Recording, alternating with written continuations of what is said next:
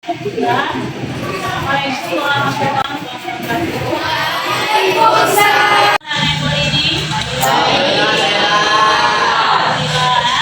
Jadi kita harus selalu semangat dalam mengikuti pelajaran.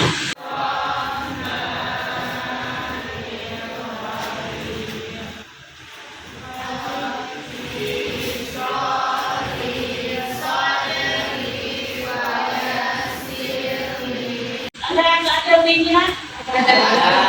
Lihat, coba sekali dikasih tahu. Alif sakit, Alif sakit, sama lagi ya? Aitullah sakit, Ya, Muhammad Hafiz izin, Alif ini, Muhammad Nabil sakit, Alif tadi ya. Nawal Ahmad sakit. Ini juga laporan baru ya. Tadi baiklah. Sebelum kita mulai pembelajaran kita hari ini, jadi mau ulang sedikit pembelajaran kita yang minggu lalu itu tentang besaran dan Satuan. ingat nggak besaran dan satuan itu apa? Masih ya? Apa itu besarannya? Jangan tahu.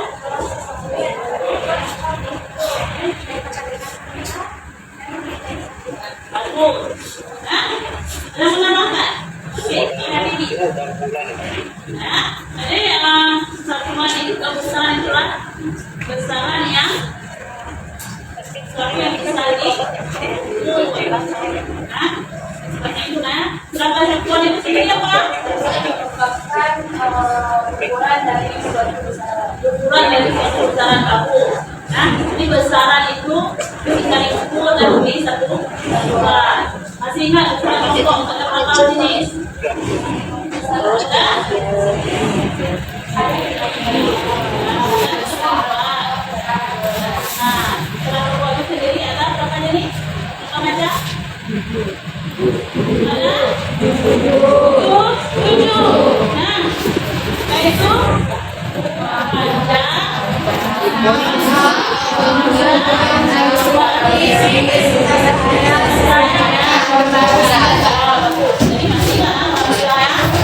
Jadi hari ini kita akan melanjutkan materi kita tentang pengukuran panjang.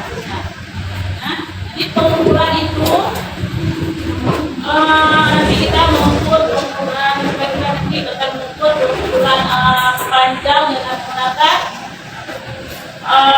misal, kemudian kita nanti menggunakan pengukuran dengan menggunakan itu meter, satu lagi dengan menggunakan jangka sorot.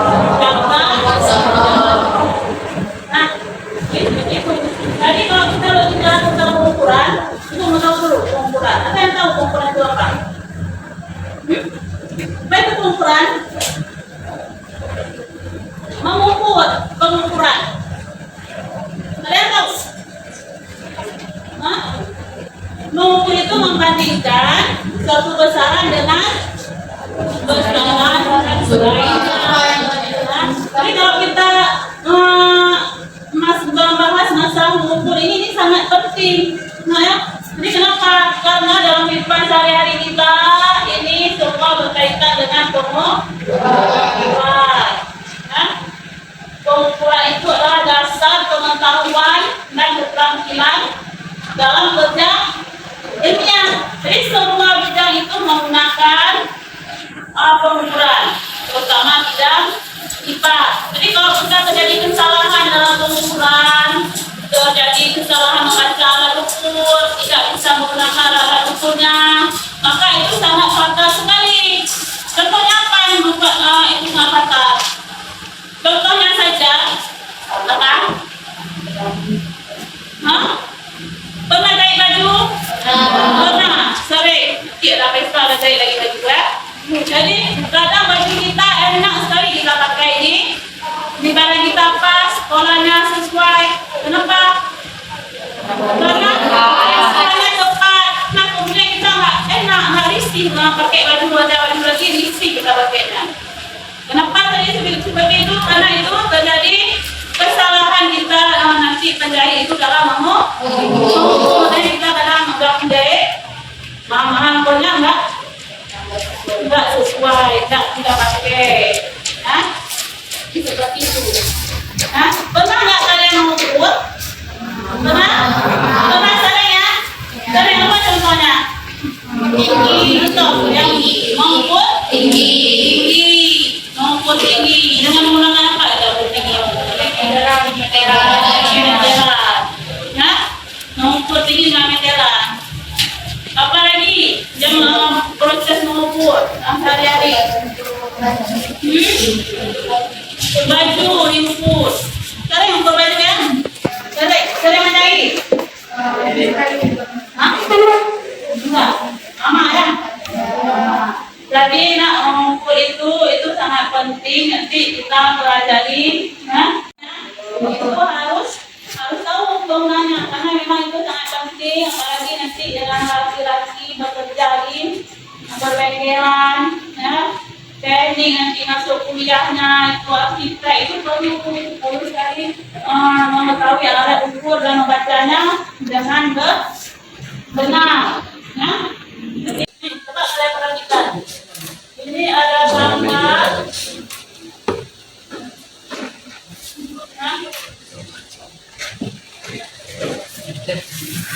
Gambar apa terjadi apa nih? Kecelakaan lintas. Kenapa bisa terjadi kecelakaan lintas? Gambarnya surat-surat. Ya. Apa lagi? Kenapa ini terjadi kecelakaan?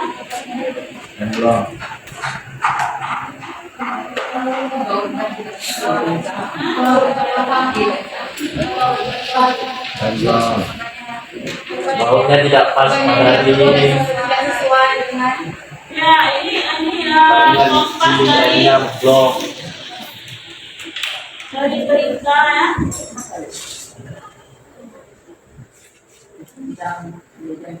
Nah, bahwa di sini terjadi patahnya baut. Kenapa terjadi patah baut? Faktor apa? Muatannya terlalu berat, penuh muatannya. Kemudian apa lagi? Bautnya longgar. Nah, jadi kenapa bisa terjadi baut longgar? Apa yang bisa kita meminimalisirnya supaya tidak terjadi pengulangan kecelakaan yang selanjutnya?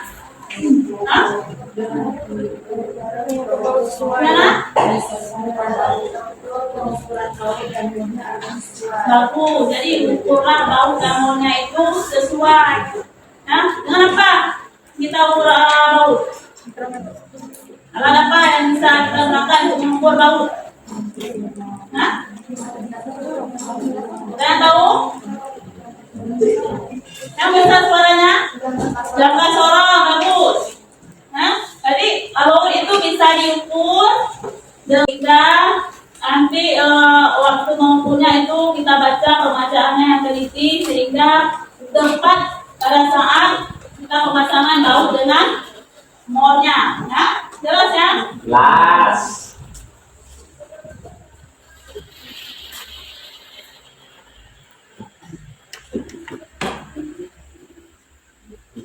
Nah, jadi kita ini perhatikan teman-teman nulis. Ini ada alat-alat ukur besaran nanti. Nah, sebelumnya ibu ingin menampilkan dulu. Nah.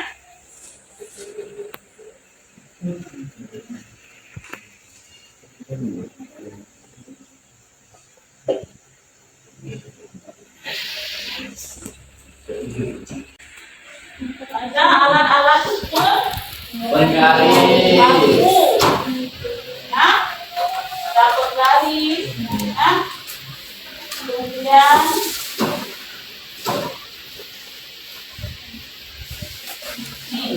Meteran tukar. nah, ini sering dipakai oleh nah, kalau tukang warna ini pakai ini karena dia panjang untuk bisa mengukur yang sangat panjang. Meteran kita. Meteran. Udah, pakai jari. Pakai untuk penjahit pakai meteran. Kita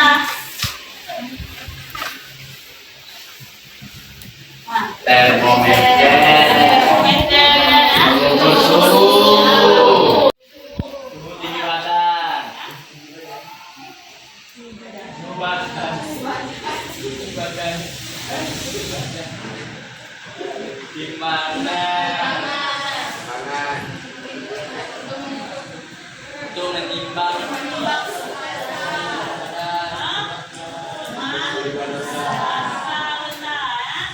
Jadi banyak sekali jenis timbangan. Ya. Itu semua termasuk ke dalam alat-alat ukur bambu. Tidak ada standarnya. Ya. Jadi kita juga di samping alat ukur bambu ini dulu kita nggak ada menggunakan seperti itu. Jadi kita hanya menggunakan yang tidak laku. Ya. Contohnya seperti sebelum ada penemuan alat ukur bambu, kita dulu menggunakannya alat ukur yang tidak laku. Panjang juga dengan besar, ya. Jadi nggak susah untuk mengukurnya. Jadi apa yang bisa digunakan, ya, sesuai dengan tradisi daerah masing-masing, budaya daerah.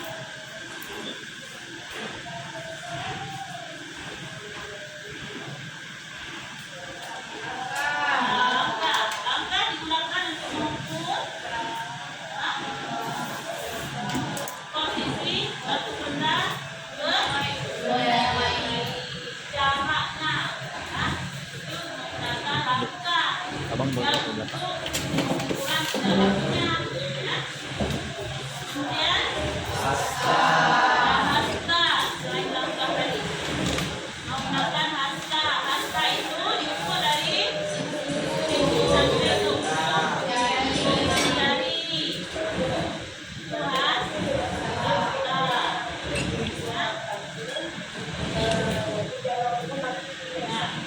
Ini ukuran kita.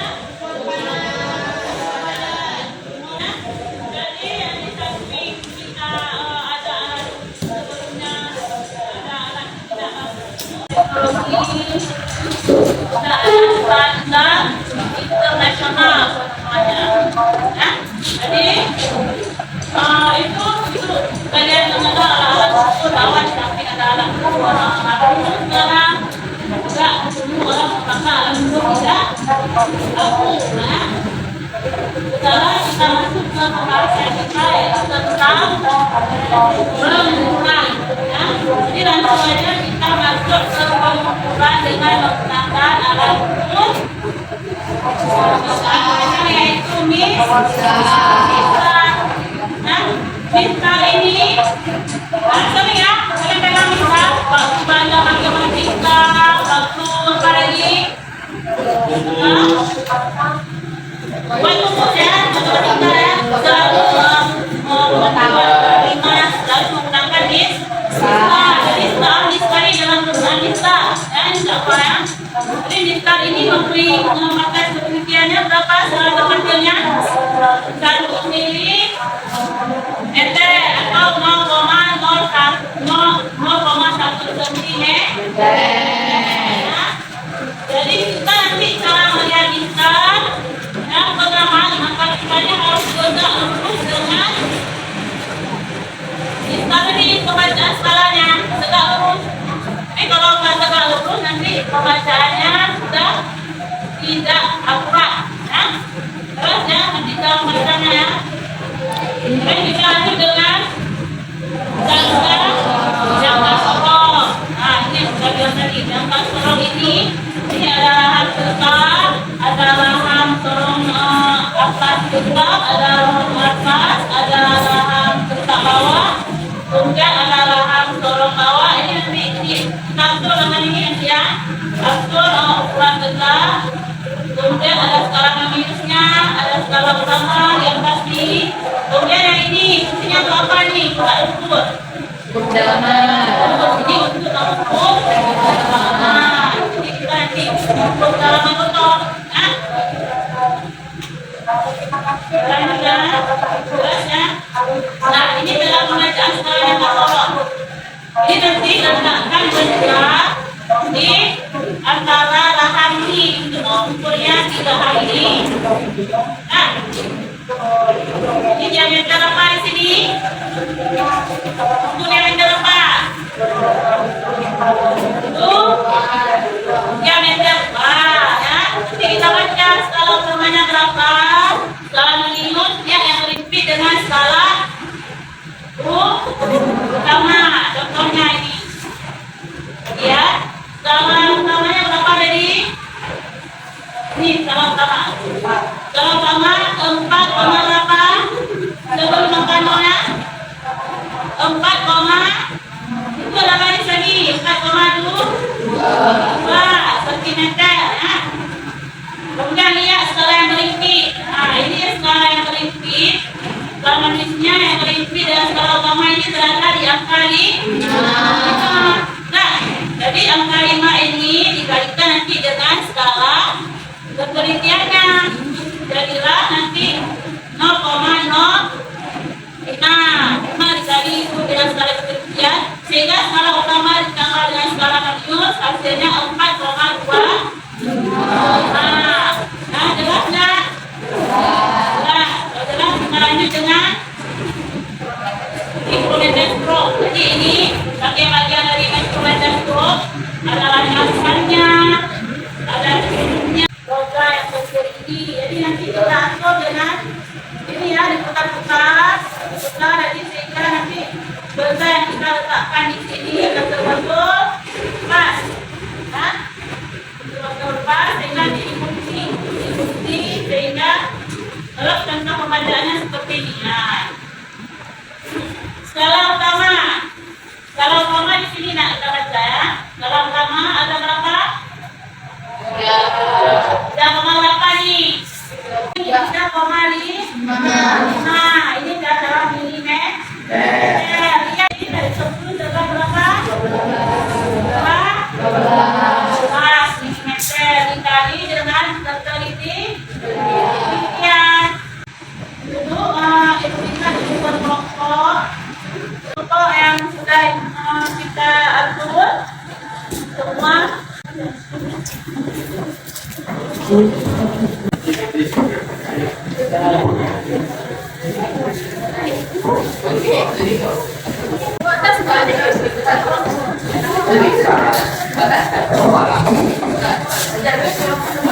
Yang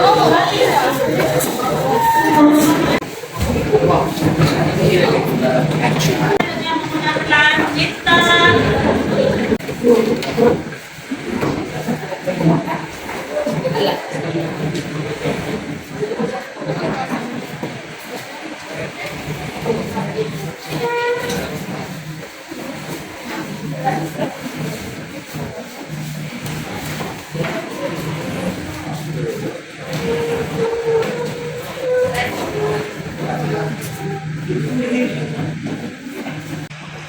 jadi bisa dilakukan berdoa terus untuk masing-masing kelompok langsung mengerjakan LKPD pahamnya yang sudah ada di LKPD-nya. Nah, jadi gunakan waktu sebaik mungkin sehingga proses kita ini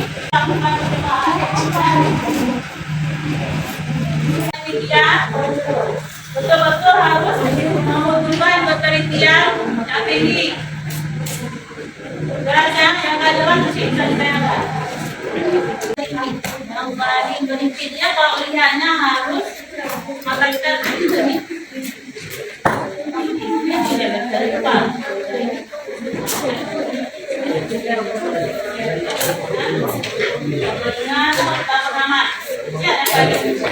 Yang paling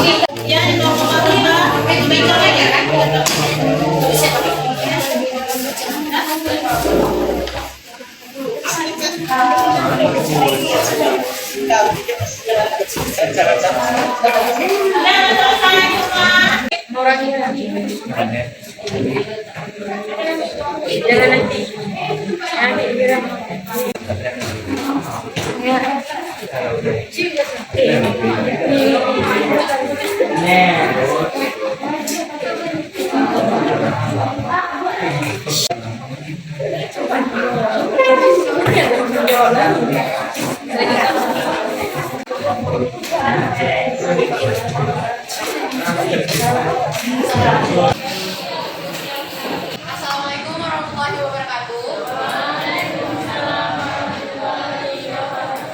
Kami dari Kelompok 5 ingin mempresentasikan hasil pengukuran pajak dari kelompok kami.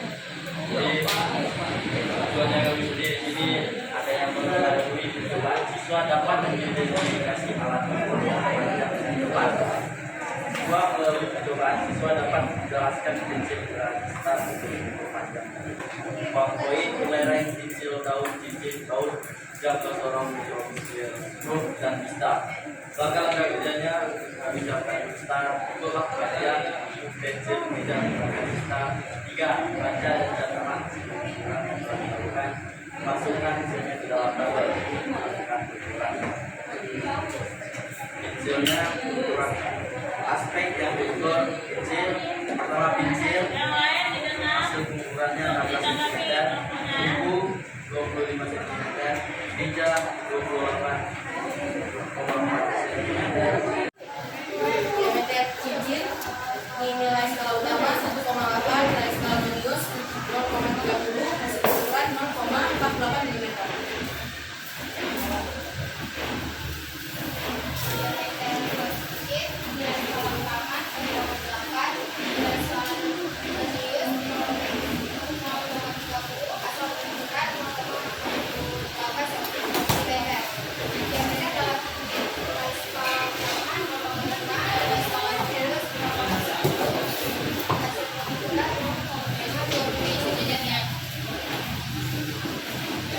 Diameter luar laut, nilai skala utamanya 0,1, nilai skala medius 0,50, hasil pengukuran 0,50. Diameter dalam laut, nilai skala utama 0,5, nilai skala medius.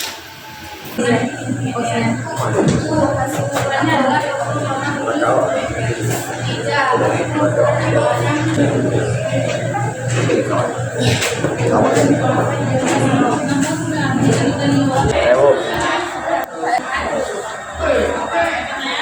Saya dari kelompok 2 ingin bertanya, apa kesimpulan dari presentasi kalian?